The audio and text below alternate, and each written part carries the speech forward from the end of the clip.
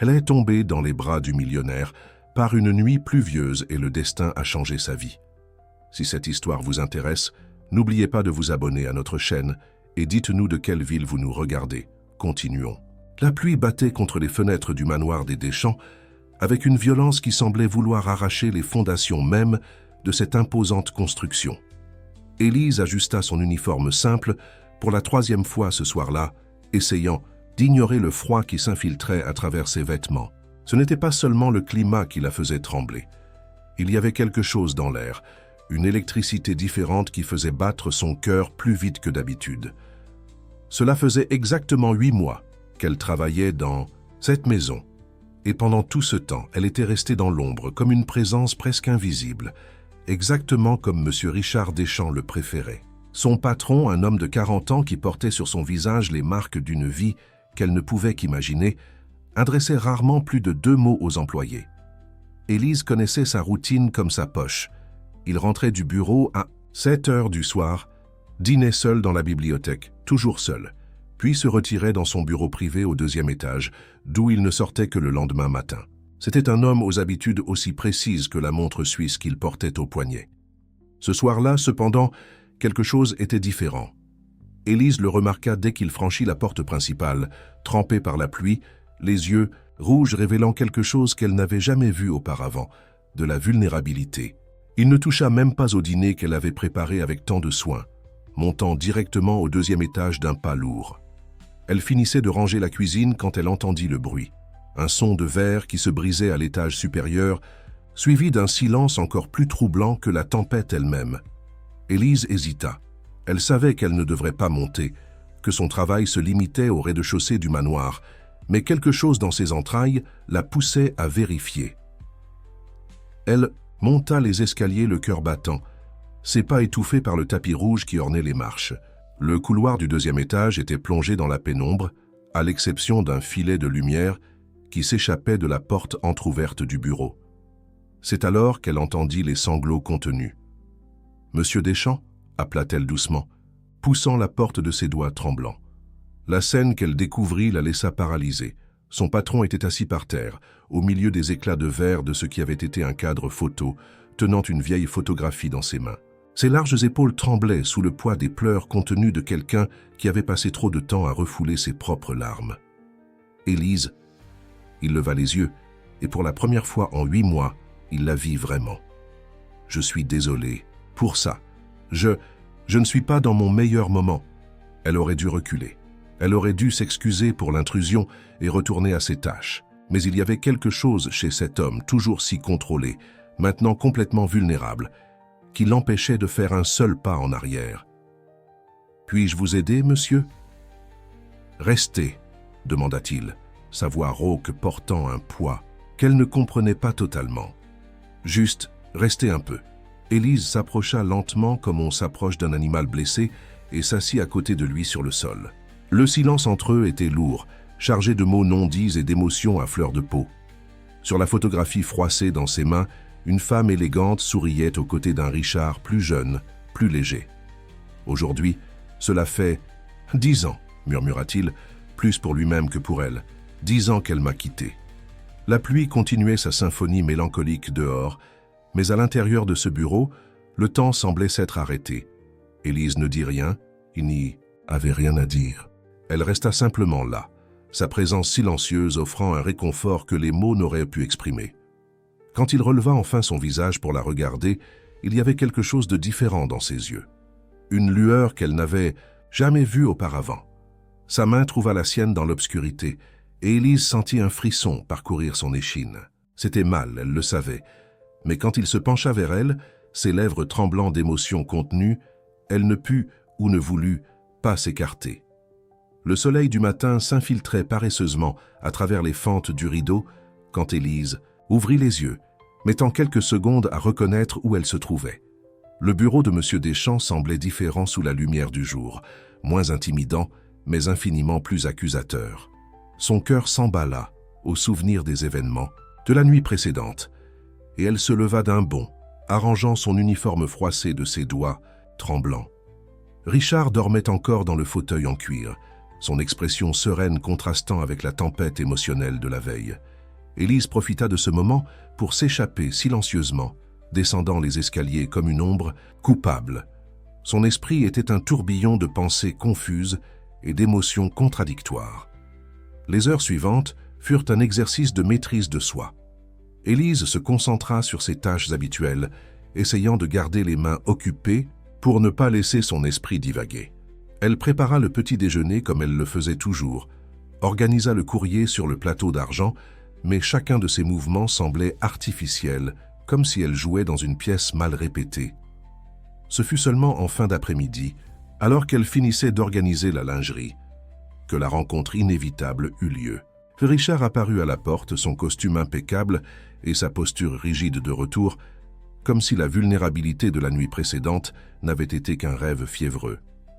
Élise, sa voix était contrôlée, professionnelle. « Pouvons-nous parler un moment ?» Elle le suivit jusqu'à la bibliothèque, son cœur battant contre ses côtes avec tant de force qu'elle était certaine qu'il pouvait l'entendre. L'arôme des livres anciens et du cuir qui la calmait habituellement semblait maintenant étouffant. À propos d'hier soir, il commença maintenant une distance sûre entre eux. C'était une erreur. Je n'étais pas dans mon état normal et j'ai profité de votre gentillesse d'une manière impardonnable. Élise sentit chaque mot comme une pierre dans son estomac. « Ah oui, monsieur, je comprends parfaitement. Vous êtes une employée exemplaire, Élise. Je ne veux pas que cela affecte votre travail ou que vous vous sentiez mal à l'aise ici. » Il parlait comme s'il était dans une réunion d'affaires et non en train de discuter de quelque chose qui avait complètement changé son monde à elle. « Ne vous inquiétez pas, monsieur Deschamps. Je continuerai à exercer mes fonctions normalement. » Les mots sortirent automatiques, répétés, trahissant la tempête qui s'agitait en elle. « Très bien. Alors c'est réglé. » Il acquiesça, formel. « Vous pouvez retourner à votre travail. » Élise quitta la bibliothèque, les jambes flageolantes, ses émotions oscillant entre la honte et une tristesse profonde qu'elle ne parvenait pas à nommer. Les semaines suivantes s'écoulèrent dans une routine apparemment normale, mais chargée de regards évités et de silences pesants. Ce fut seulement un mois plus tard que les premiers symptômes commencèrent à apparaître. Au début, ce n'étaient que des vertiges occasionnels qu'elle attribua au stress de la situation. Puis vinrent les nausées matinales, la fatigue inexplicable, l'hypersensibilité aux odeurs. Élise essaya d'ignorer les signes, mais son corps semblait déterminé à ne pas la laisser oublier cette nuit-là. Par un matin particulièrement difficile, après avoir passé des heures accrochée aux toilettes, elle rassembla enfin le courage d'acheter le test. Ses mains tremblaient tellement qu'elle pouvait à peine tenir le petit emballage pendant qu'elle attendait les minutes les plus longues de sa vie. Quand les 2 lignes roses apparurent, claires et indéniables, Élise s'assit sur le sol de la salle de bain et pleura. Ce n'étaient pas des larmes de tristesse ou de joie, c'étaient des larmes de pure peur face à l'inconnu qui se déroulait devant elle. Comment allait-elle le lui dire? Comment réagirait-il? Qu'adviendrait-il de son emploi, de sa vie? Là, réponse à certaines de ces questions vint plus tôt qu'elle ne l'espérait. Cette même semaine, pendant le dîner qu'elle servait, un vertige particulièrement fort la prit au dépourvu. Le bruit du plateau d'argent heurtant le sol de la salle à manger résonna dans le manoir, comme le présage de la tempête à venir. Le dîner promis fut servi sur la terrasse, un espace rarement utilisé du manoir qui était maintenant décoré de lumière douce et de fleurs fraîches. Une touche qu'Élise soupçonnait être l'œuvre de Madame Marthe. La soirée était agréable, avec une légère brise qui faisait danser doucement les feuilles des arbres. Richard l'attendait déjà quand elle arriva, habillée de manière plus décontractée qu'elle ne l'avait jamais vue, avec une chemise bleue, claire et un pantalon de ville sombre. Il y avait quelque chose de différent dans sa posture, une douceur qu'elle ne reconnaissait pas chez cet homme toujours si formel. « Merci pour l'invitation », dit Élise, s'asseyant sur la chaise qu'il tira pour elle. « Merci d'être venu », répondit-il, versant de l'eau dans son verre. « Comment vous sentez-vous ?»« Mieux. Les nausées ont un peu diminué. » Un silence s'installa entre eux, plus confortable que les précédents, mais toujours chargé d'attente. Ce fut Richard qui finalement le rompit, sa voix basse et contrôlée. « J'ai beaucoup réfléchi ces dernières semaines, Élise, à nous, à l'enfant, à qui je suis et à qui je veux être. » Il fit une pause, prenant une gorgée de sa propre eau avant de continuer. « Vous avez dû remarquer que je ne suis pas exactement ce qu'on pourrait appeler une personne chaleureuse. » Élise acquiesça doucement, attendant qu'il continue. Richard sortit quelque chose de sa poche, une vieille photographie différente de celle de la nuit pluvieuse. Sur celle-ci, un garçon d'environ 10 ans était assis rigidement entre un couple élégant qui souriait à peine.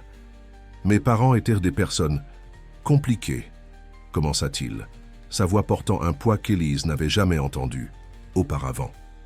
Pour eux, la réussite professionnelle était tout. L'amour, la tendresse, l'attention étaient considérés comme des faiblesses inutiles. J'ai grandi en apprenant que montrer ses émotions était un signe d'échec. » Élise sentit son cœur se serrer en voyant la douleur dans ses yeux, tandis qu'il continuait. « Quand j'ai épousé Laure, je pensais avoir surmonté tout cela, que je pouvais être différent.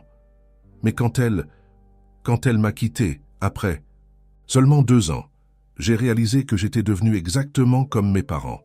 Froid, distant, incapable de montrer de l'affection. »« Vous n'êtes pas incapable, » se surprit à dire Élise, sa voix douce mais ferme. « Cette nuit-là, vous avez montré plus d'émotion que beaucoup de gens n'en montrent dans toute une vie. » Richard leva les yeux vers elle, surpris par ses paroles. « Peut-être, mais je me suis aussi enfui après, comme je le fais toujours. Fuyez-vous maintenant. » La question resta en suspens entre eux, chargée de sens. Richard joua avec son assiette intacte avant de répondre « Non, je ne veux plus. Fuir, ce bébé, notre enfant, mérite mieux que ça, vous méritez mieux que ça. » C'est alors que quelque chose d'inattendu se produisit. Une voix féminine, élégante et tranchante comme du cristal, interrompit ce moment. Quelle scène touchante! « Richard, mon cher, je ne savais pas que tu organisais maintenant des dîners romantiques avec le personnel. » Élise sentit son sang se glacer. À l'entrée de la terrasse se tenait Béatrice Montfort, l'ex-fiancée de Richard, et l'une des femmes les plus influentes de la haute société. Grande, élégante, avec une robe rouge qui semblait avoir été faite sur mesure, elle était la personnification de tout ce qu'Élise n'était pas. « Béatrice !» Richard se leva, sa voix reprenant le ton froid d'autrefois. « Que fais-tu ici ?»« Eh bien, mon cher, avons-nous besoin d'une invitation maintenant, après tout ce que nous avons vécu ?»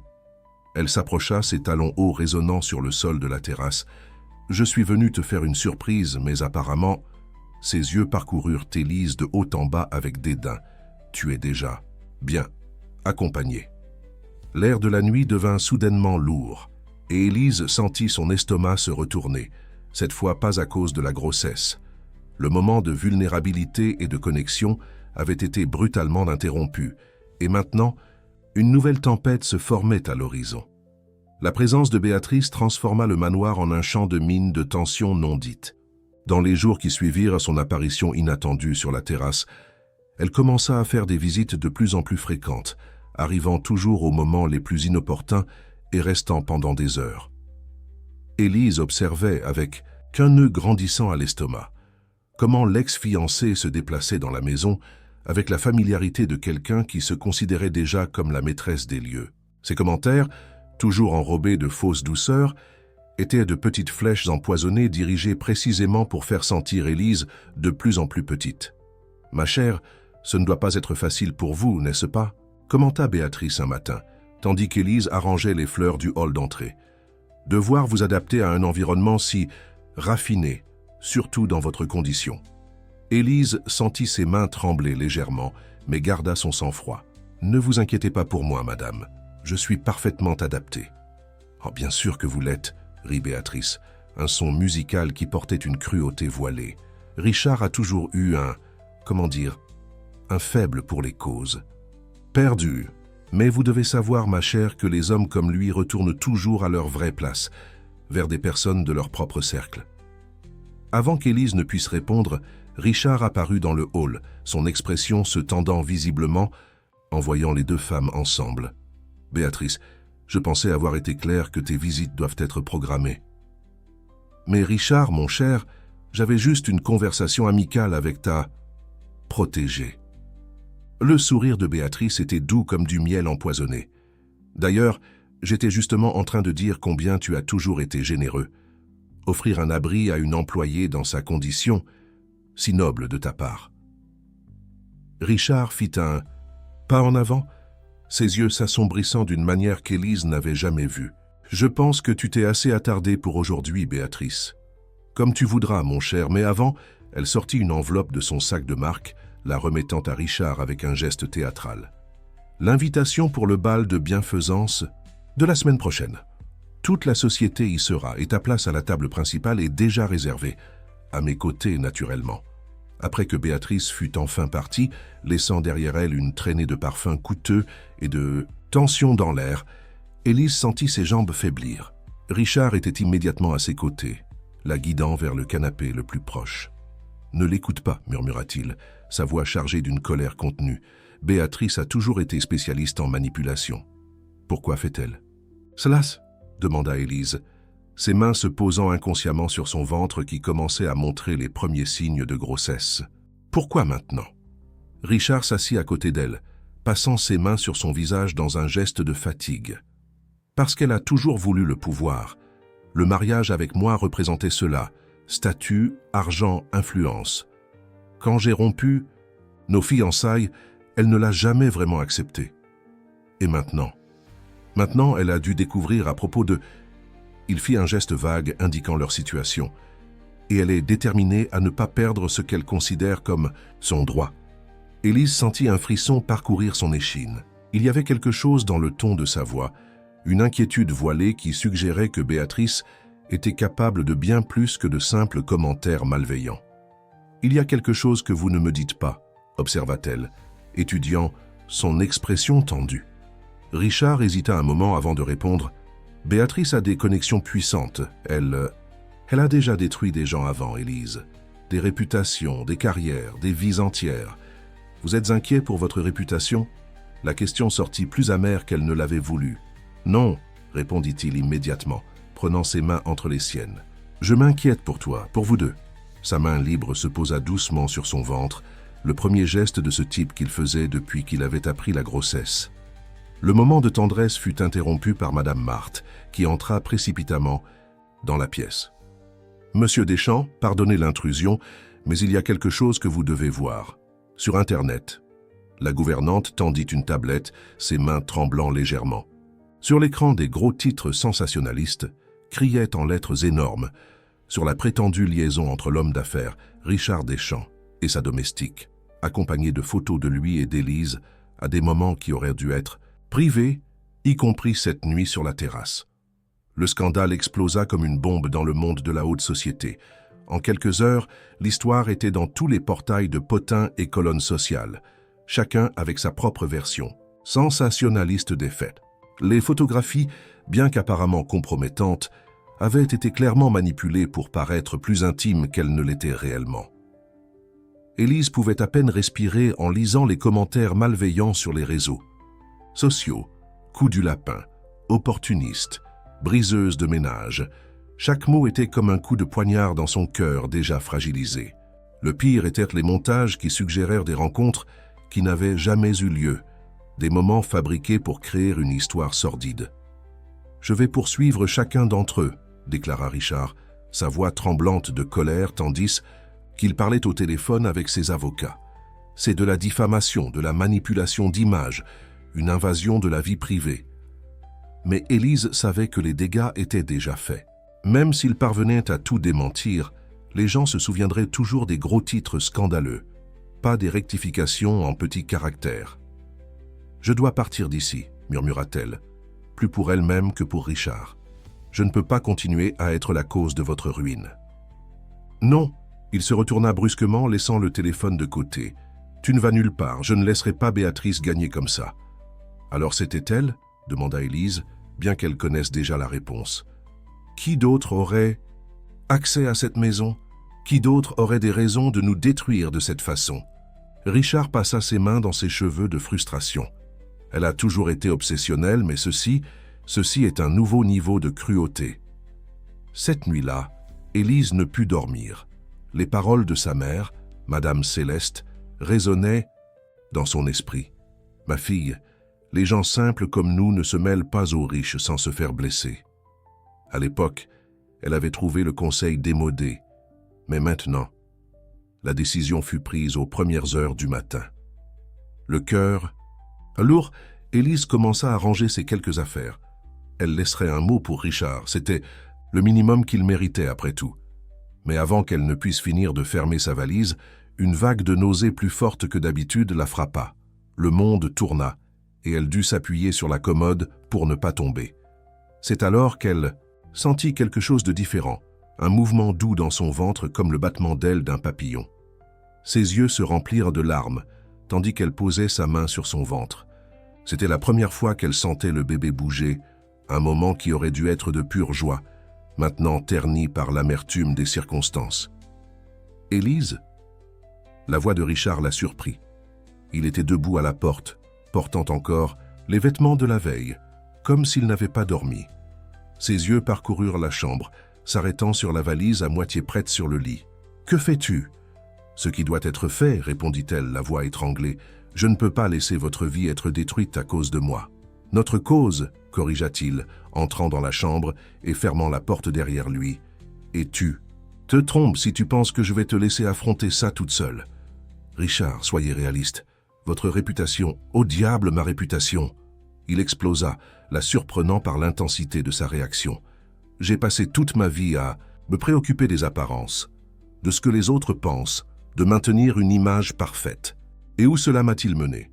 À être un homme solitaire, incapable de montrer de l'affection, répétant les mêmes erreurs que mes parents. Il s'approcha, prenant ses mains dans les siennes. Mais toi, tu as tout changé. Pour la première fois de ma vie, je ressens quelque chose de réel, quelque chose qui vaut plus que toutes les apparences du monde. Élise sentit à nouveau ce mouvement doux dans son ventre, comme si le bébé voulait participer au moment. Sans réfléchir, elle amena la main de Richard jusqu'à l'endroit. « Tu sens » murmura-t-elle. Les yeux de Richard s'écarquillèrent en percevant le mouvement subtil sous sa paume. Pendant un moment, tout le chaos du monde extérieur sembla disparaître, ne laissant que cette connexion précieuse entre eux. « Je ne te laisserai pas partir » déclara-t-il, sa voix rauque d'émotion. « Je ne vais pas perdre ça. Je ne vais pas vous perdre. » Avant qu'Élise ne puisse répondre, Madame Marthe fit irruption dans la chambre, son visage pâle d'inquiétude. « Monsieur Deschamps, mademoiselle Élise, il y a quelque chose que vous devez voir. C'est à propos de mademoiselle Béatrice. Elle donne une interview en direct à la télévision. » Le visage de Béatrice Montfort dominait l'écran de télévision du salon. Ses larmes soigneusement répétées, brillant sous les lumières du studio. Vêtue d'un élégant ensemble bleu clair qui la faisait paraître encore plus fragile, elle jouait le rôle de la victime, avec une précision calculée. Ce fut un choc. Terrible de découvrir, sanglotait-elle délicatement dans son mouchoir de soie. Richard et moi prévoyons de reprendre notre relation. Nous avions même fixé un dîner pour discuter de notre avenir quand j'ai découvert qu'il avait une liaison avec la domestique. La présentatrice, célèbre pour son manque de pitié dans les interviews polémiques, se pencha en avant avec un intérêt prédateur. « Et la grossesse ? Qu'avez-vous à dire à ce sujet ?» Élise sentit ses genoux faiblir. Comment Béatrice savait-elle? Ils avaient été si prudents pour garder cela secret. Richard la soutint, la guidant jusqu'au canapé tandis que ses yeux restèrent fixés sur l'écran. « Ah oui », Béatrice renifla dramatiquement. « La grossesse. Vous savez, je ne voulais vraiment pas en parler, mais le public mérite de connaître la vérité. Ce n'est pas la première fois qu'elle tente ce coup. Comment ça ?» La présentatrice bondissait presque sur sa chaise. « J'ai découvert qu'elle avait déjà tenté quelque chose de similaire dans son emploi précédent. Une famille traditionnelle aussi. C'est un schéma, vous comprenez? Séduire des hommes, riches et vulnérables. » Richard éteignit la télévision avec tant de force que la télécommande craqua dans sa main. C'est absurde, un mensonge complet. Mais Élise l'entendait à peine. Son monde tournait, pas de vertige cette fois, mais de pure incrédulité. Comment Béatrice osait-elle inventer une telle histoire? Son emploi précédent avait été dans une petite boutique de vêtements avant d'obtenir le poste au manoir des Deschamps. « Nous devons faire quelque chose », déclara Madame Marthe, sa voix tremblant d'indignation. « Nous ne pouvons pas la laisser détruire ainsi la réputation de la petite. » Richard était déjà au téléphone à nouveau, sa voix tranchante comme l'acier. « Docteur Leroux, oui, j'ai vu. Je veux que vous engagiez toutes les actions possibles. Diffamation, calomnie, dommages moraux, peu importe le coût. » C'est alors qu'Élise sentit une main douce sur son épaule. C'était Madame Céleste, sa mère, que Madame Marthe avait appelée sans qu'elle le sache. « Ma fille, » dit doucement. La dame, ses yeux chargés d'inquiétude maternelle. « Tu dois venir avec moi, au moins pour quelques jours jusqu'à ce que cette tempête passe. »« Non !» interrompit Richard, raccrochant le téléphone. « Élise ne va nulle part. Je ne laisserai pas Béatrice nous séparer. » Avec tout le respect que je vous dois, Monsieur Deschamps, Madame Céleste affronta son regard avec la dignité que seule une mère possède. Ma fille a besoin de paix maintenant. Cet environnement, toute cette pression, ne lui fait pas de bien, ni au bébé. Élise observait l'échange entre les deux, se sentant déchirée. Une partie d'elle voulait rester, affronter la tempête aux côtés de Richard.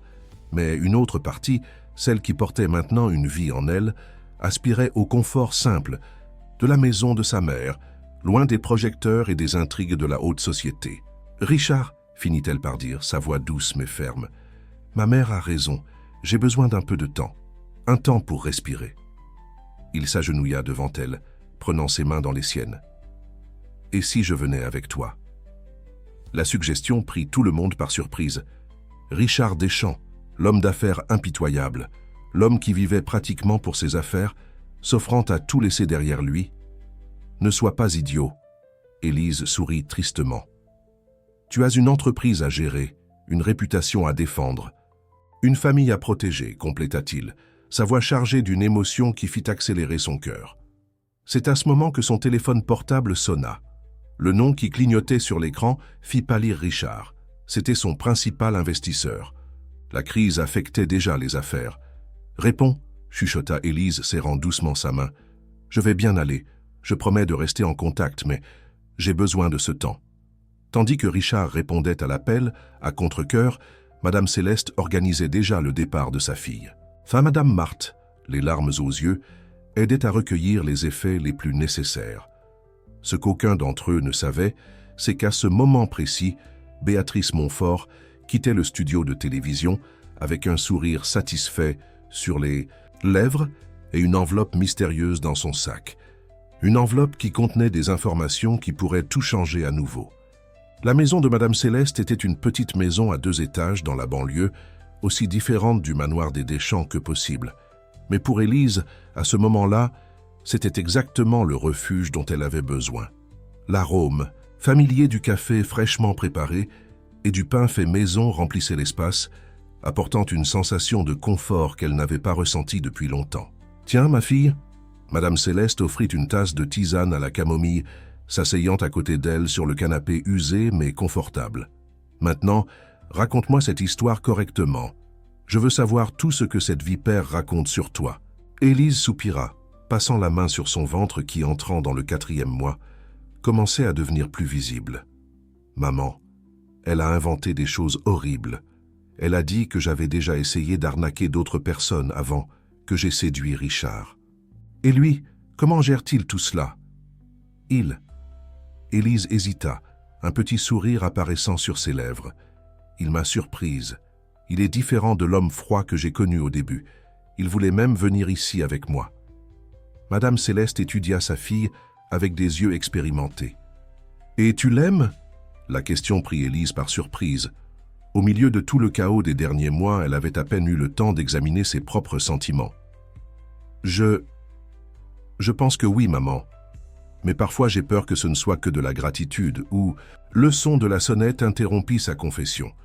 Madame Céleste alla répondre, revenant quelques instants plus tard, avec une expression préoccupée et une enveloppe brune dans les mains. « C'est arrivé pour toi. » Un messager l'a livré. Élise prit l'enveloppe de ses mains tremblantes. Il n'y avait pas d'expéditeur, seulement son nom écrit dans une calligraphie élégante qu'elle ne reconnaissait pas. À l'intérieur, elle trouva une série de documents et une note manuscrite. Tout n'est pas ce qu'il semble. Si vous voulez vous protéger vous-même et votre enfant, lisez ces papiers attentivement. Certaines vérités doivent être révélées. Les documents étaient anciens, datés de plus d'1 décennie. Au fur et à mesure qu'Élise lisait, son visage perdait de sa couleur. C'était des dossiers médicaux, d'anciens reportages et un acte de naissance. Maman, sa voix faiblit. L'ex-femme de Richard, Laure, elle a eu un enfant. Comment ça ? Madame Céleste s'approcha, inquiète de la pâleur de sa fille. Il est écrit ici qu'elle a donné naissance à un garçon, mais Élise continua à lire, ses mains tremblant de plus en plus. L'enfant est né avec de graves problèmes de santé. Richard n'a jamais mentionné cela. Il m'a dit que Laure l'avait abandonné, mais selon ses documents, le téléphone portable d'Élise vibra, interrompant sa découverte. C'était un message de Richard. « Nous devons parler, c'est urgent. J'ai découvert quelque chose sur Béatrice qui change tout. » C'est Yvon. Qu'elle puisse répondre, un autre message arriva, cette fois de Madame Marthe. « Mademoiselle Élise, Mademoiselle Béatrice est apparue au manoir. Elle est différente. Elle pleure vraiment cette fois. Quelque chose s'est passé. » Élise sentit le bébé bouger dans son ventre comme s'il sentait son agitation. Les pièces d'un puzzle qu'elle ne savait même pas exister commençaient à s'assembler, formant une image qu'elle craignait de contempler. « Ma fille ?» Madame Céleste appela, inquiète de son silence soudain. « Maman ?» Élise leva les yeux. « Des documents. » Sa voix dépassant à peine un murmure. « Je crois que j'ai découvert pourquoi Béatrice fait tout cela. Ce n'est pas pour l'argent, ni pour le statut. » Elle prit une des dernières feuilles de l'enveloppe, où une vieille photographie montrait une Béatrice plus jeune, souriant aux côtés de Laure, l'ex-femme de Richard. Au verso, une seule phrase écrite à la main. « Mes deux sœurs préférées. » C'est « par vengeance », conclut Élise, sentant le poids de la révélation. Béatrice est la sœur de Laure. Et il y a beaucoup plus dans cette histoire que Richard ne m'a raconté. Le bruit d'une voiture se garant brusquement devant la maison fit sursauter les deux femmes. Par la fenêtre, Élise vit Richard sortir précipitamment du véhicule, son visage portant une expression qu'elle n'avait jamais vue auparavant. Un mélange d'urgence, de peur et de culpabilité. Le petit jardin de la maison de Madame Céleste, avec ses rosiers bien entretenus et un banc en bois usé par le temps, devint le décor improbable de l'une des conversations les plus difficiles qu'Élise ait jamais eues dans sa vie. Richard s'assit à côté d'elle, les documents éparpillés entre eux comme les pièces d'un puzzle douloureux. « Pourquoi ne m'as-tu jamais parlé de ton fils ?» demanda doucement Élise, remarquant comme ses mains tremblaient en touchant les anciens reportages. Richard ferma les yeux un moment comme s'il rassemblait ses forces, parce que c'est la partie la plus difficile de mon histoire, la partie que j'essaie d'oublier depuis 10 ans. Gabriel, mon fils, est né avec une grave maladie cardiaque. Il fit une pause, sa voix étouffée par l'émotion contenue. Laure et moi, nous étions si jeunes, si mal préparés. Les médecins disaient qu'il aurait besoin de soins constants, que sa vie serait une bataille quotidienne. Et moi, je me suis perdu. Comment ça? Je me suis noyé dans le travail, les préoccupations financières, les préparatifs pratiques. C'était plus facile de gérer les chiffres et les procédures que la réalité émotionnelle de la situation. Laure avait besoin de soutien, de compagnie, mais moi, je ne savais être que pratique. Élise sentit son cœur se serrer en voyant la douleur dans ses yeux. Et Béatrice? Comment s'intègre-t-elle dans tout cela? Béatrice était plus que la belle-sœur de Laure. Elle était sa meilleure amie, sa confidente. Elle était là quand je n'y étais pas, donnant le soutien émotionnel que j'aurais dû donner. Richard passa ses mains sur son visage, semblant vieillir de plusieurs années en quelques secondes. Quand il nous a quittés à seulement 6 mois, quelque chose s'est brisé en Laure. Et Béatrice, elle ne m'a jamais pardonné. C'est pour ça qu'elle est revenue maintenant, murmura Élise, comprenant. Quand elle a appris la grossesse, elle voit l'histoire se répéter, compléta Richard. Dans son esprit, je vais te faire la même. Chose qu'alors, t'abandonner émotionnellement quand tu en auras le plus besoin. Un silence pesant tomba sur eux, rompu seulement par le son lointain d'enfants jouant dans la rue. Élise caressait inconsciemment son ventre, pensant à Gabriel, à l'enfant qu'elle ne connaîtrait jamais, mais qui faisait maintenant partie de son histoire aussi. Il y a encore une chose que vous devez savoir. Une voix familière interrompit le moment. C'était Madame Marthe, qui arrivait précipitamment par le portail. Dans ses mains, une autre enveloppe. « Marthe, que faites-vous ici ?» demanda Richard, surpris. La gouvernante, qui maintenait toujours une posture si professionnelle, semblait agitée. Mademoiselle Béatrice est apparue au manoir ce matin, bouleversée. Elle m'a remis ceci. Elle a dit qu'elle ne pouvait plus porter ce secret. Élise ouvrit l'enveloppe de ses doigts tremblants. À l'intérieur se trouvait une lettre, l'élégante calligraphie de Laure remplissant plusieurs pages. La date montrait qu'elle avait été écrite quelques jours avant son départ. « Cher Bia », commençait la lettre, « quand tu liras ceci, je serai déjà parti. Je ne peux plus continuer ici, prétendant que tout va bien. Richard n'est pas le monstre que tu penses. Il souffre autant que moi. Il ne sait simplement pas le montrer. Le problème est que je ne peux pas le regarder sans voir notre petit ange, sans me souvenir de tout ce que nous avons perdu. » Élise continua à lire à haute voix, sa voix défaillant à certains moments. La lettre révélait le tourment d'une mère dévastée, mais parlait aussi d'un amour qui n'était jamais vraiment mort, seulement enterré par la douleur de la perte. « C'est pourquoi je te demande, ma chère sœur, ne le blâme pas, ne transforme pas ta douleur en vengeance. Richard mérite une seconde chance dans l'amour, mérite d'apprendre à être l'homme que je sais qu'il peut être. » Richard avait les larmes aux yeux quand Élise termina la lecture. Toutes ces années, j'ai pensé qu'elle m'avait abandonné parce qu'elle ne m'aimait plus. Elle est partie parce qu'elle t'aimait trop, murmura Élise, comprenant enfin la complexité de cette histoire. Et Béatrice, elle a gardé cette lettre tout ce temps, portant la culpabilité de ne pas avoir respecté la dernière demande de sa sœur. C'est alors qu'un mouvement brusque du bébé la fit halter, plus fort que tous les précédents.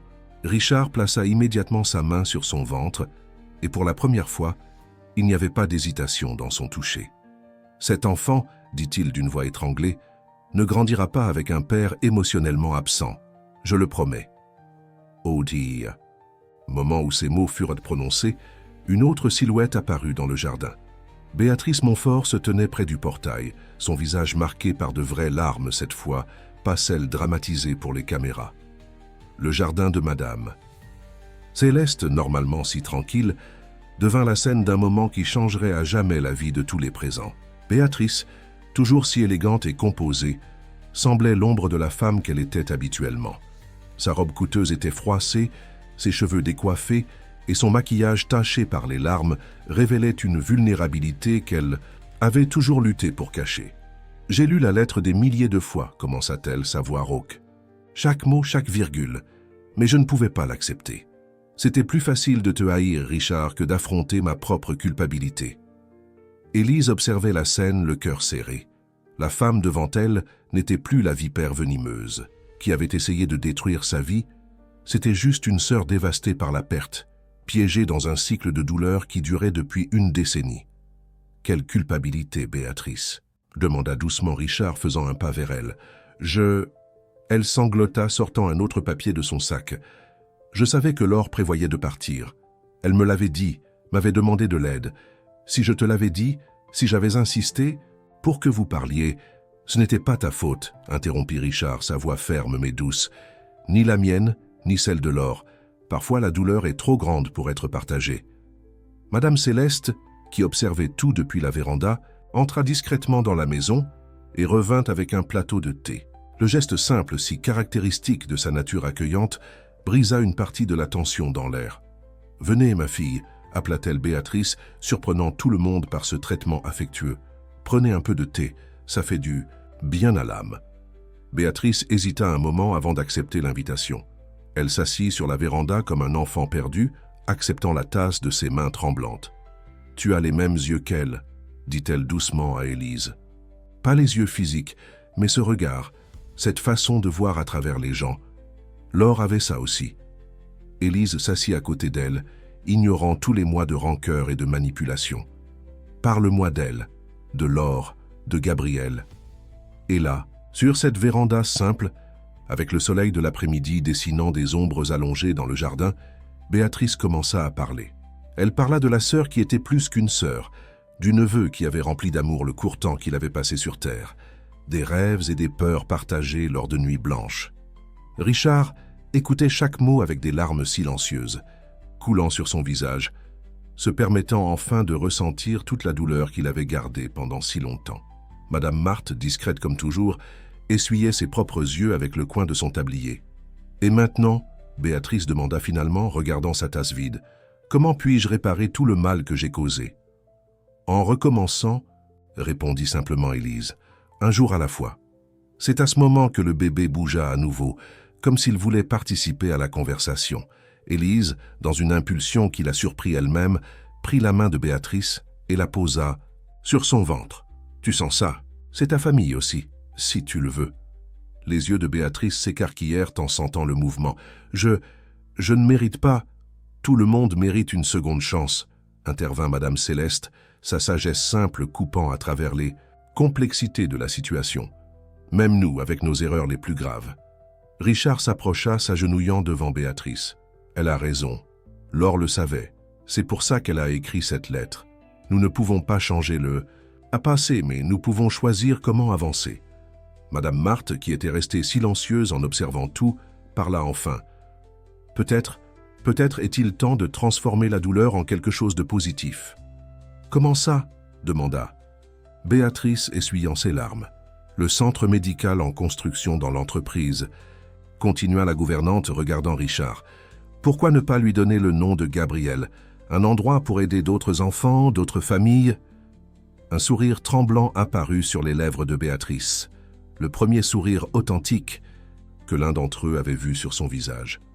Laure aurait aimé ça. Les semaines qui suivirent apportèrent des changements que personne n'aurait pu prévoir. Le manoir des Deschamps, autrefois un lieu de silence pesant et de formalité, commença à prendre une nouvelle vie. Élise était revenue, mais pas comme employée. Elle occupait maintenant sa place légitime aux côtés de Richard, qui tenait à clarifier sa position pour tous. Béatrice, dans un geste de véritable repentir, convoqua une conférence de presse. Cette fois, il n'y avait pas de larmes feintes ou d'accusations sensationnalistes. Avec dignité et honnêteté, elle se rétracta publiquement, assumant la responsabilité de ses actions et demandant pardon non seulement à Élise et Richard, mais à tous ceux qu'elle avait impliqués dans sa vengeance mal dirigée. « J'ai passé 10 ans à cultiver l'amertume », déclara-t-elle devant les caméras, alors que j'aurais dû honorer la mémoire de ma sœur avec amour et compréhension. Aujourd'hui, je suis ici pour corriger cette erreur. La nouvelle de la rétractation se répandit plus vite que les potins précédents. Bientôt, les gros titres sensationnalistes furent remplacés par des histoires de rédemption et de nouveaux départs. Mais la véritable transformation se produisait loin des projecteurs, dans les petits moments du quotidien. Par un après-midi particulièrement significatif, Élise trouva Richard dans son bureau, mais il n'était pas seul. Béatrice était avec lui, et sur la table étaient éparpillés des plans et des documents. « Élise, je suis content que tu sois arrivée », sourit Richard, lui tendant la main. « Nous discutions des plans pour le centre médical Gabriel. » Le Minderes projet, qui avait commencé comme une suggestion de Madame Marthe, s'était transformé en une mission pour eux tous. Ce serait un centre de traitement spécialisé dans les cardiopathies infantiles, offrant non seulement des soins médicaux de pointe, mais aussi un soutien émotionnel pour les familles. J'ai pensé utiliser le jardin d'hiver pour créer un « espace de vie », expliquait Béatrice, ses yeux brillants d'un enthousiasme authentique. Un endroit où les familles peuvent se rencontrer, partager des expériences, comme le jardin de ma mère, commenta doucement Élise, se souvenant du pouvoir guérisseur de cet espace simple. Exactement. Béatrice sourit, et pour la première fois, il n'y avait aucune trace de son ancienne arrogance. D'ailleurs, est-ce que Madame Céleste accepterait de nous aider avec l'aménagement paysager? Personne ne comprend autant comment créer un environnement accueillant qu'elle. Élise sentit le bébé bouger, comme toujours dans les moments d'émotion. Lors des derniers examens, ils avaient redécouvert que c'était une fille. Richard insistait pour l'appeler Petite Guerrière, mais Élise gardait un nom spécial dans son cœur. Elle attendait juste le bon moment pour le partager. « Nous avons une autre nouvelle », annonça Richard, tirant Élise plus près. « Nous avons décidé de nous marier avant la naissance du bébé. Quelque chose de simple dans le jardin, juste avec les personnes qui comptent vraiment. » Béatrice s'arrêta un moment, une ombre d'émotion passant sur son visage. Laure aurait adoré ça. Elle disait toujours que les meilleurs moments de la vie se produisent dans les jardins. C'est pourquoi Élise respira profondément, rassemblant son courage. « Nous voulons que tu sois la marraine, pas seulement du mariage, mais du bébé aussi. » Le silence qui suivit était chargé d'émotion. Béatrice porta ses mains à sa bouche, des larmes, cette fois authentiques, brillant dans ses yeux. « Vous êtes sûr? Après tout ce que j'ai fait ?» La famille concerne le pardon et les nouveaux départs, répondit Richard, sa voix ferme. C'est ce que Laure a essayé de nous enseigner dans sa lettre. Il est temps d'honorer son souhait. C'est à ce moment que Madame Marthe entra, dans le bureau, portant une vieille boîte qui fit s'écarquiller les yeux de Béatrice en signe de reconnaissance. « J'ai trouvé ceci dans le grenier », expliqua la gouvernante. « J'ai pensé que peut-être... Eh bien, il y a des choses ici qui devraient être transmises. » Dans la boîte se trouvait une petite robe de baptême, délicatement brodée à la main. Une étiquette jaunie identifiait « Gabriel Deschamps, avec amour, Laure ». « Elle l'a gardée », murmura Béatrice, touchant le tissu avec révérence. « Et maintenant », compléta Élise, posant la main sur son ventre, « elle sera utilisée à nouveau, par Laure Élise Deschamps. » Le nom flotta dans l'air comme une bénédiction, un pont entre le passé et l'avenir, entre la douleur et l'espoir. Richard enlaça Élise par derrière, leurs mains s'unissant sur l'endroit où leur fille grandissait, portant dans son nom l'héritage d'amour et de pardon qui avait transformé toute leur vie. Le jardin du manoir des Deschamps n'avait jamais été aussi beau. Madame Céleste, avec sa sagesse sur les fleurs et le bon moment pour chaque plantation, avait transformé l'espace en un véritable paradis.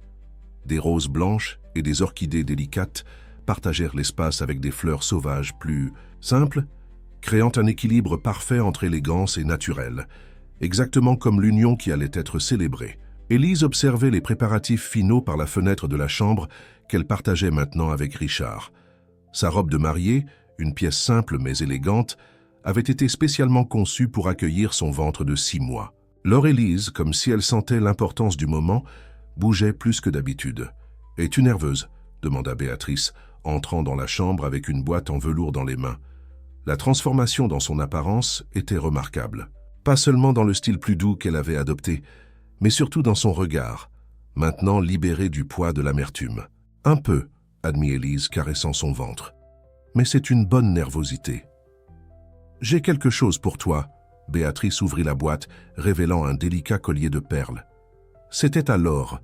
Elle disait toujours qu'il serait porté à nouveau lors d'une journée spéciale. Élise sentit les larmes se former dans ses yeux, tandis que Béatrice attachait le collier autour de son cou. « C'est parfait. »« Tu sais, » commença Béatrice, arrangeant une mèche des cheveux d'Élise, « j'ai passé tellement de temps à essayer de maintenir vivante la douleur de la perte de Laure que j'ai presque perdu la chance d'honorer véritablement sa mémoire. Elle aurait adoré te voir faire sourire Richard à nouveau. » Un léger coup à la porte interrompit le moment. C'était Madame Marthe, portant un bouquet de fleurs du jardin. « C'est l'heure, mes filles. Et Élise, il y a quelqu'un ici qui veut te voir avant la cérémonie. » À la surprise d'Élise, celui qui entra était Richard.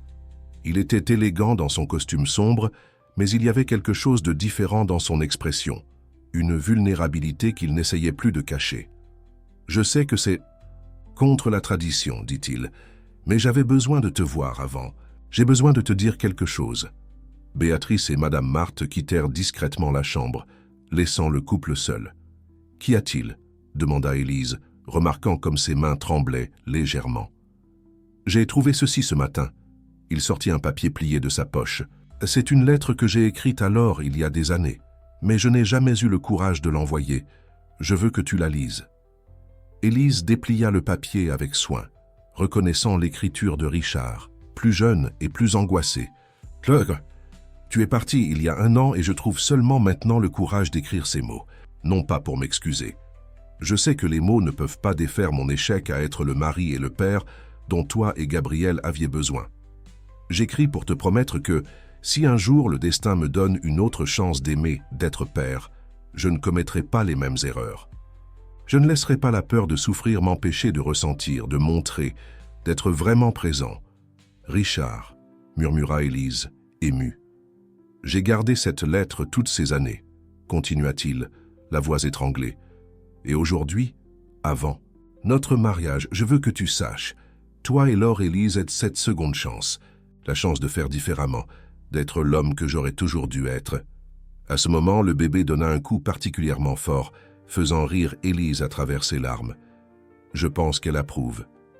Richard s'agenouilla, embrassant le ventre d'Élise, avant de se lever et de prendre ses mains dans les siennes. « Faisons ça comme il faut. À l'extérieur, le jardin était rempli de personnes qui comptaient vraiment. Madame Céleste, fière dans sa nouvelle robe, discutait avec animation avec les quelques invités.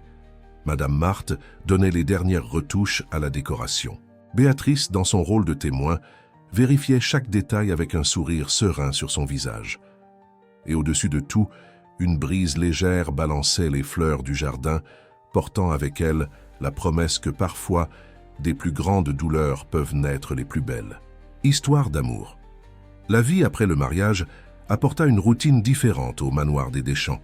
Élise, maintenant dans son 7e mois de grossesse, avait transformé l'ancien bureau sombre de Richard en un environnement plus accueillant, avec des rideaux légers qui laissaient entrer la lumière naturelle et des photographies qui racontaient l'histoire de leur famille, y compris une petite photo en noir et blanc de Gabriel, qui occupait maintenant une place d'honneur sur le mur. Par un matin particulièrement agité, alors qu'Élise organisait quelques documents du centre médical qui était en phase finale de construction, un étourdissement soudain la fit s'asseoir. Brusquement, Madame Marthe, qui passait par le couloir, remarqua immédiatement que quelque chose n'allait pas. « Mademoiselle Élise !»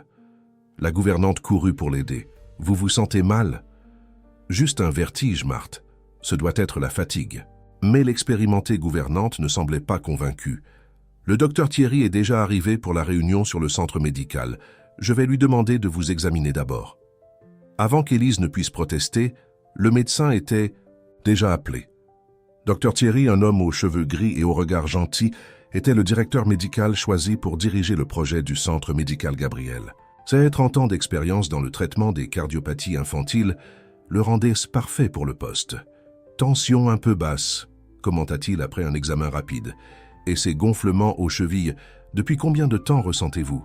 Ces vertiges ?»« Ils ont commencé il y a quelques jours, admit Élise. Mais je pensais que c'était normal pendant la grossesse. » Le médecin fronça les sourcils. « Par précaution, nous allons faire quelques examens. Ce n'est pas pour vous effrayer, mais avec votre histoire familiale. »« Histoire familiale ?» demanda Élise, confuse. C'est alors que Béatrice, qui était arrivée pour la réunion, intervint. « Élise, il y a quelque chose que tu dois savoir, quelque chose sur ta propre famille. » Avec douceur, Béatrice expliqua que, durant ses investigations motivées par la vengeance, elle avait découvert quelque chose sur le passé d'Élise qu'elle-même ignorait. Sa grand-mère maternelle était partie jeune, victime d'une maladie cardiaque héréditaire. « Pourquoi ma mère ne m'a jamais raconté cela ?» murmura Élise, sentant le poids de la révélation. « Madame Céleste voulait probablement te protéger, » répondit doucement Béatrice. « Mais maintenant, avec la grossesse, nous devons surveiller de près, » compléta Dr Thierry. « Vous et le bébé. » La nouvelle tomba comme une bombe sur la famille.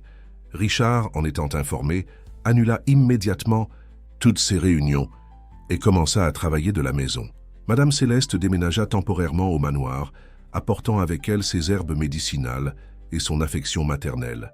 « Je ne voulais pas t'inquiéter, » expliqua Madame Céleste à sa fille ce soir-là, en préparant une tisane calmante. « Ta grand-mère, elle était si jeune, si pleine de vie, tout s'est passé si vite. » « Mais maman, cette information est importante.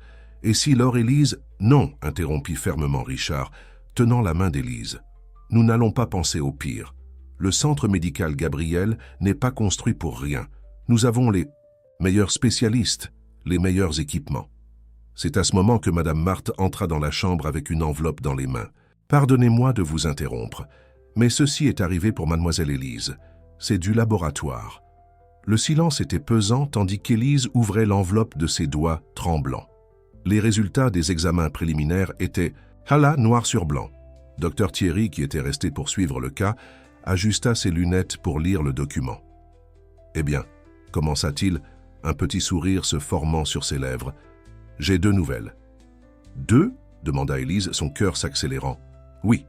Première, vos indicateurs cardiaques sont tous dans la normale.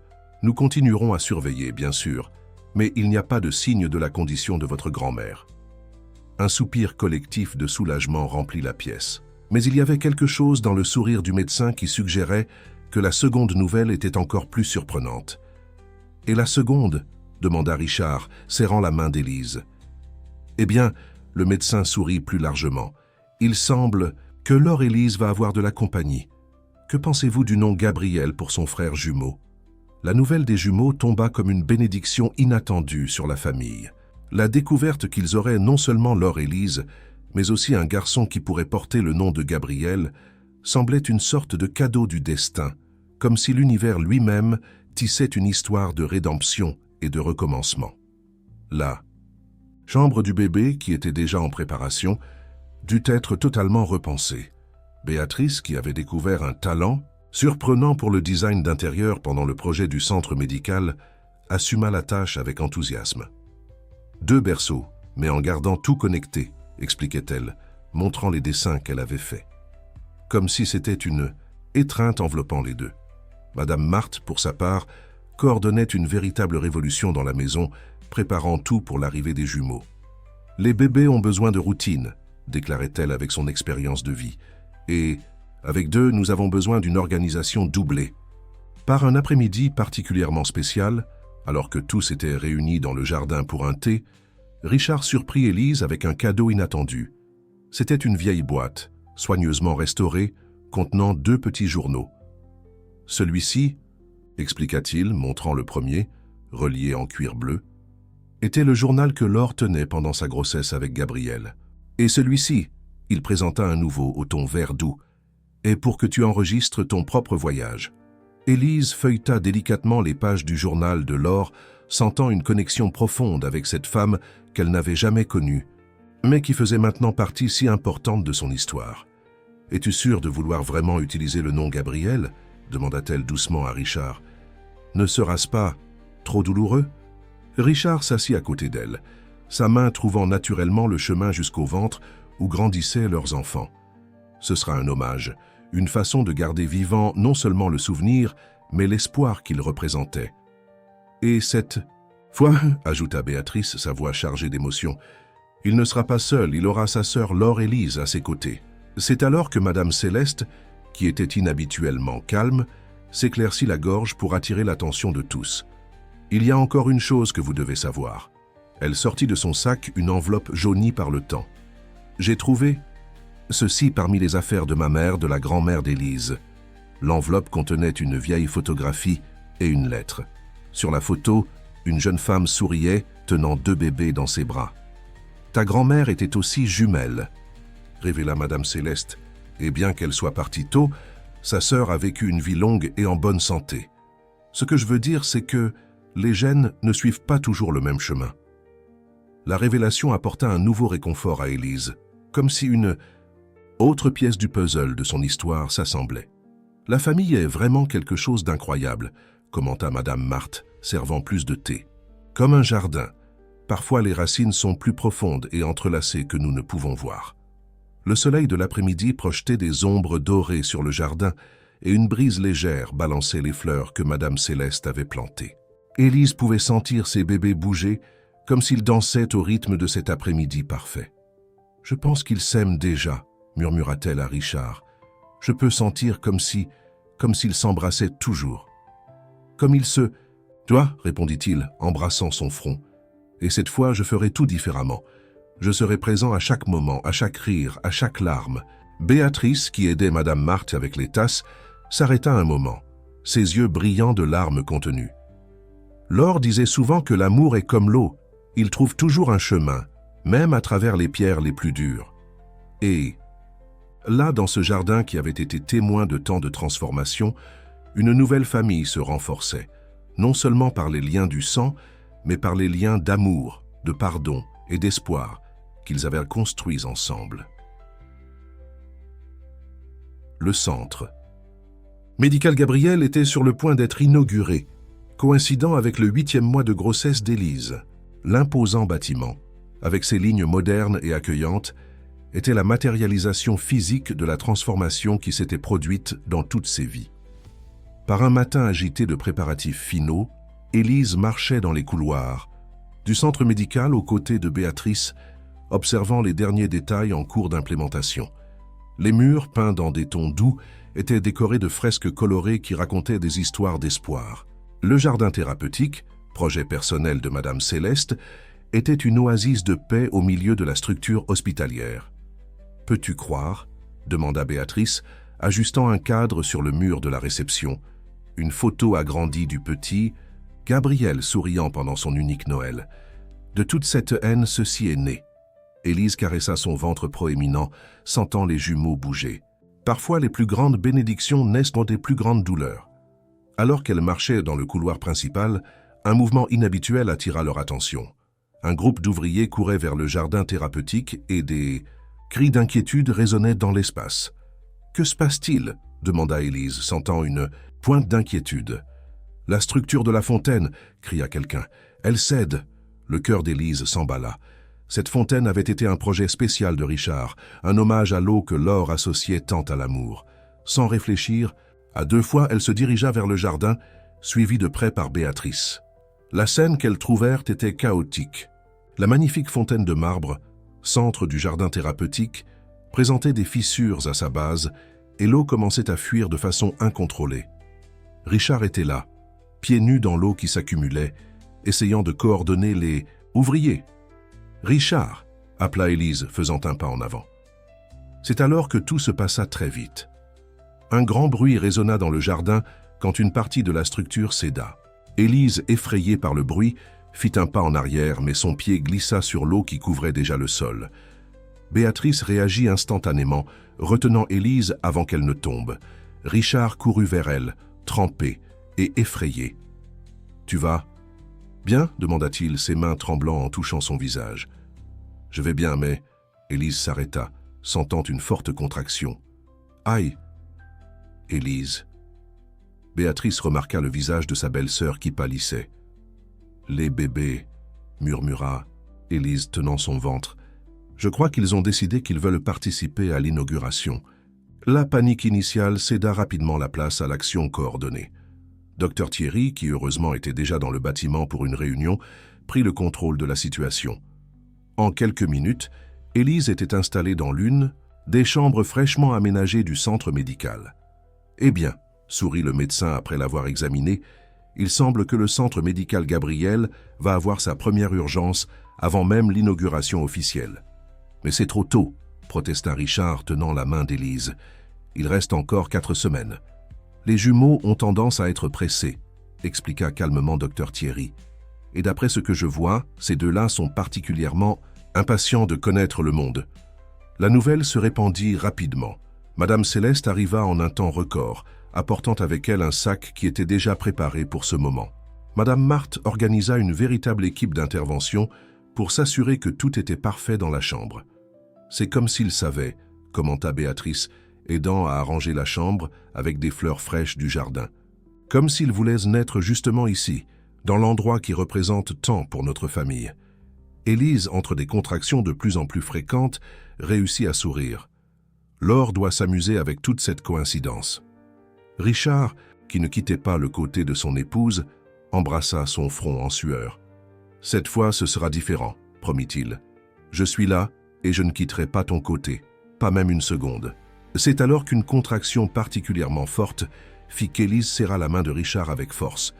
Dr Thierry, qui surveillait tout de près, fit un signe à son équipe. « Il est temps, » annonça-t-il. « Allons rencontrer ces petits guerriers. » La PIA. Chambre se remplit rapidement de professionnels spécialisés, chacun connaissant exactement son rôle dans ce moment crucial. Béatrice et Madame Céleste attendaient anxieusement à l'extérieur, tandis que Madame Marthe coordonnait une chaîne de prières parmi les employés du centre. Les heures qui suivirent furent intenses, remplies de la force et de la détermination d'Élise et du soutien inlassable de Richard. La chambre du centre médical Gabriel, qui portait encore l'odeur de peinture fraîche et de nouveaux départs, devint le théâtre de l'un des moments les plus importants de la vie de cette famille. « Voilà la tête du premier bébé », annonça Dr Thierry avec un sourire dans la voix. « Encore un effort, Élise. » Richard, qui tenait fermement la main de son épouse, sentait son cœur battre si fort qu'il semblait vouloir sortir de sa poitrine. Cette fois, il ne fuirait pas vers le travail, ne se cacherait pas derrière des chiffres et des rapports. Il était présent à chaque respiration, chaque contraction, chaque moment. « Tu y arrives, mon amour », murmurait-il à l'oreille d'Élise. « Nos petits sont presque là. » Avec un dernier effort héroïque, Élise mit au monde Laure Élise, qui annonça son arrivée par un cri fort et sain. Quelques minutes plus tard, qui semblèrent une éternité, son frère Gabriel arriva également, un peu plus petit, mais tout aussi déterminé dans ses protestations contre le nouveau monde qui l'accueillait. « Ils sont parfaits », déclara Dr Thierry après les premiers examens. Tous deux avec de bons signes vitaux, des battements cardiaques normaux. La mention des cœurs sains des bébés ne passa inaperçue pour personne. C'était comme si un cycle de préoccupation et de peur se fermait enfin, laissant place à un nouveau départ plein d'espoir. Quand les jumeaux furent finalement placés dans les bras d'Élise, le monde sembla s'arrêter. Un moment. Laure-Élise, avec un duvet foncé sur la tête, tenait fermement le doigt de son père, tandis que son frère Gabriel, légèrement plus petit mais tout aussi parfait, se blottissait près du cœur de sa mère. « Puis-je » demanda doucement Béatrice à la porte, ses yeux brillants de larmes contenues. Élise acquiesça et bientôt la chambre était pleine d'amour et de famille. Madame Céleste ne pouvait contenir ses larmes en voyant ses petits-enfants, et Madame Marthe photographiait discrètement chaque moment précieux avec son téléphone portable. Laure-Élise a les yeux de son père, observa Béatrice, touchant doucement la petite main de sa nièce. Mais le nez est exactement comme celui de tante Laure. Et Gabriel, ajouta Richard, sa voix étranglée, a la même fossette au menton que son ange gardien. C'est à ce moment que quelque chose d'extraordinaire se produisit. Un rayon de soleil traversa la fenêtre de la chambre, créant un arc-en-ciel sur le mur à travers le verre du support de perfusion. Le phénomène ne dura que quelques secondes, mais ce fut suffisant pour que tous sentent qu'il y avait quelque chose de magique dans ce moment. « C'est elle !» murmura Béatrice. Laure disait toujours que quand nous verrions un arc-en-ciel dans un moment important, ce serait elle en voyant son amour. Élise sourit, épuisée mais heureuse, regardant ses enfants. « Alors elle est ici, bénissant nos petits. » « Et elle sera toujours là, » compléta Richard, embrassant le front de chacun des bébés, « à travers l'amour qu'elle nous a appris à ressentir, le pardon qu'elle nous a appris à donner. » Madame Céleste, avec sa sagesse simple, observa « Ce n'est pas un hasard s'ils ont choisi de naître ici, au Centre médical Gabriel. Cet endroit n'est pas seulement un hôpital, c'est un monument à l'amour qui surmonte la douleur, à la vie qui vainque les obstacles. » Madame Marthe, qui venait de revenir d'une rapide vérification à l'extérieur, apporta une autre surprise. Vous ne croirez pas, mais la fontaine du jardin, elle a cessé de fuir exactement au moment où les bébés sont nés. Les ouvriers disent que c'était comme par magie. Ce n'était pas de la magie, sourit Élise, regardant ses enfants. C'était de l'amour. Le même amour dont Laure parlait, celui qui trouve toujours un chemin, même à travers les pierres les plus dures. Richard s'assit au bord du lit, enveloppant sa famille dans une étreinte prudente. Là, dans cette chambre qui sentait les nouveaux départs, deux vies commencèrent leur voyage, portant dans leur nom et dans leur cœur l'héritage d'amour, de pardon et d'espoir qui avait transformé tant de vies. La première année dans la vie des jumeaux passa comme un souffle.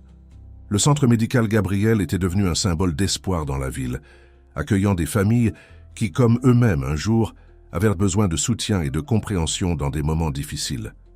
L'ancien manoir des Deschamps, autrefois si froid et protocolaire, débordait maintenant de vie et de rires d'enfants. Par un dimanche après-midi spécial, la famille se réunit pour célébrer non seulement le premier anniversaire des jumeaux, mais aussi le succès de la première année du centre médical.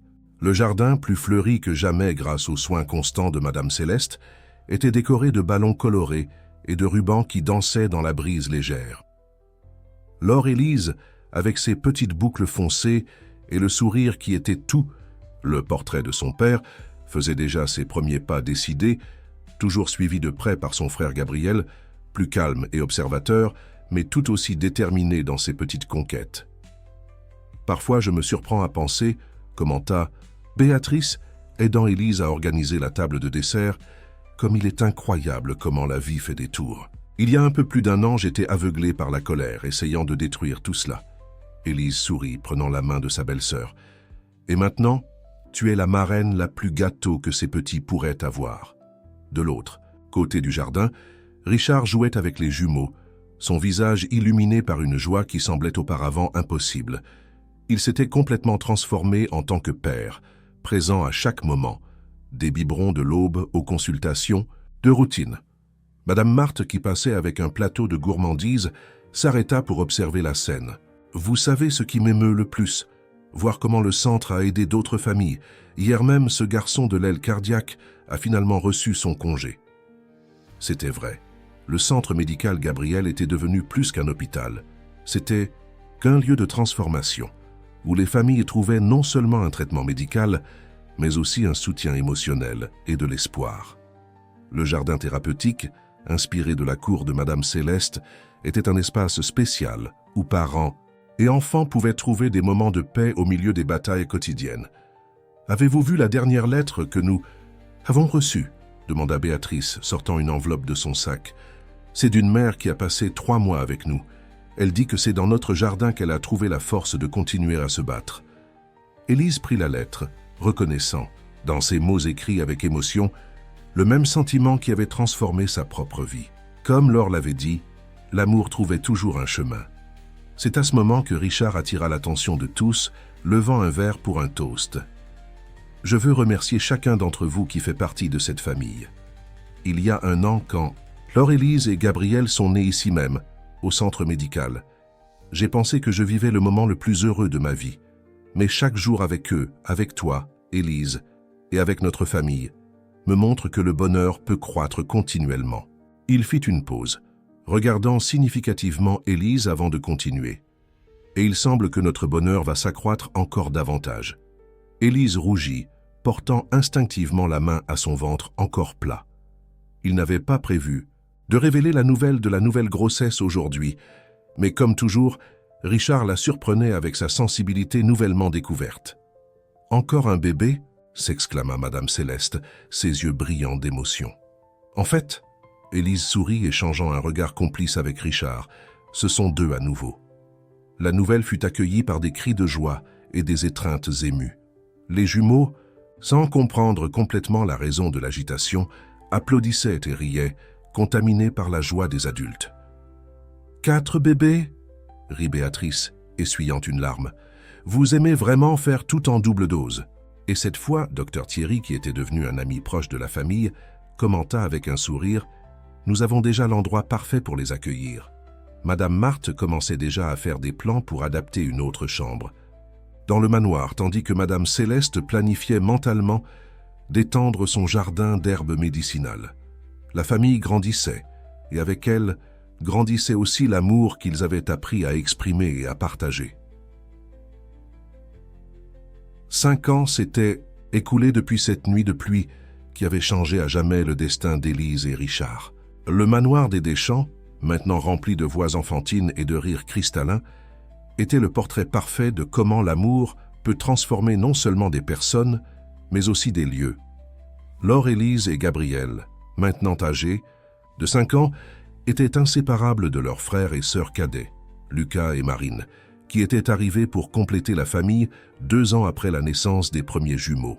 Les 4 enfants remplissèrent la maison d'une joie qui rendait impossible de croire que cet endroit avait un jour été froid et solitaire. Par un après-midi spécial de printemps, toute la famille se réunit dans le jardin du centre médical Gabriel pour une célébration importante. Le lieu, qui avait commencé comme un projet de rédemption, était devenu l'un des principaux centres de traitement cardiaque infantile du pays, aidant des centaines de familles à trouver l'espoir dans des moments difficiles. « Regardez », commenta Béatrice, observant les enfants jouer près de la fontaine, maintenant un symbole de renouveau. Qui aurait cru que cette fontaine qui a failli s'effondrer le jour de la naissance des jumeaux deviendrait l'endroit préféré de tant de familles? Élise sourit, appuyant sa tête sur l'épaule de Richard. C'est comme Laure disait toujours, l'amour est comme l'eau. Il trouve toujours un chemin. Let me continue with the same high quality of translation, keeping all the emotional nuances and plot points intact from the original Portuguese text. Richard, qui était devenu non seulement un père présent, mais aussi un homme plus sensible et connecté à ses émotions, embrassa tendrement son épouse. Et parfois, le chemin nous mène exactement là où nous devons être, même si nous ne le savions pas à ce moment-là. Madame Marthe, qui restait aussi active que toujours malgré les années passées, s'approcha avec une surprise, un album de photos qu'elle avait secrètement assemblé, documentant le voyage de cette famille. « Regardez, dit-elle, ouvrant l'album. Celle-ci date du premier jour d'Élise au manoir. Les pages racontaient une histoire de transformation. Il y avait des photos du mariage dans le jardin, de la naissance des jumeaux, de l'inauguration du centre médical, de l'arrivée de Lucas et Marine. Chaque image était un témoignage de comment l'amour avait vaincu la peur. Le pardon avait surmonté la rancœur. Madame Céleste, qui partageait maintenant son temps entre s'occuper de ses petits-enfants et conseiller le projet de jardin thérapeutique dans d'autres hôpitaux, sourit avec sagesse. « Savez-vous ce qui m'émeut le plus ? Voir comment une histoire qui a commencé avec tant de douleur s'est transformée en tant de bénédiction pour tant de personnes. » C'était vrai. Le centre médical Gabriel n'était pas seulement un hôpital. C'était un lieu où les familles trouvaient l'espoir, où les enfants apprenaient à lutter avec courage, où l'amour prouvait quotidiennement sa capacité de guérison. « Maman » appela alors Élise, courant vers Élise avec quelque chose dans les mains. « Regarde ce que j'ai trouvé près de la fontaine. » C'était une petite orchidée blanche, identique à celle que Laure, la première épouse de Richard, aimait. Tante. La fleur, née spontanément entre les pierres du jardin, semblait un signe, une bénédiction silencieuse. « Elle est toujours présente, n'est-ce pas ?» murmura Béatrice, émue. D'une certaine façon, Laure continue de veiller sur nous tous. Richard prit la petite fleur des mains de sa fille et la plaça délicatement dans les cheveux d'Élise. Et grâce à elle, j'ai appris que l'amour n'est pas une faiblesse. C'est la plus grande force qui existe. Les enfants jouaient, leur rire résonnant, dans le jardin comme une musique d'espoir. Le soleil de l'après-midi peignait le ciel en tons de rose et d'or, et une brise légère portait le parfum des fleurs que Madame Céleste avait plantées avec tant de soin. « Vous savez, » dit Élise, regardant sa famille réunie, « je crois que j'ai compris le véritable sens de cette phrase de Laure sur l'amour qui est comme l'eau. Ce n'est pas seulement une question de trouver des chemins, c'est de nourrir, transformer, donner la vie. C'est de faire fleurir l'espoir même dans les endroits les plus improbables. » Et là, dans ce jardin qui avait été témoin de tant de transformations, la famille célébrait non seulement ses accomplissements, mais la certitude que l'amour, quand il est véritable, a le pouvoir de réécrire des histoires, de guérir des blessures et de créer de nouveaux départs. Comme la petite orchidée qui était née entre les pierres, comme les sourires des enfants qui remplissaient de vie cet espace, comme les cœurs qui battaient forts et sains grâce aux soins du centre médical, ils étaient la preuve vivante que, à la fin, l'amour gagne toujours et continue de gagner jour après jour, dans chaque petit miracle, dans chaque nouveau lever de soleil.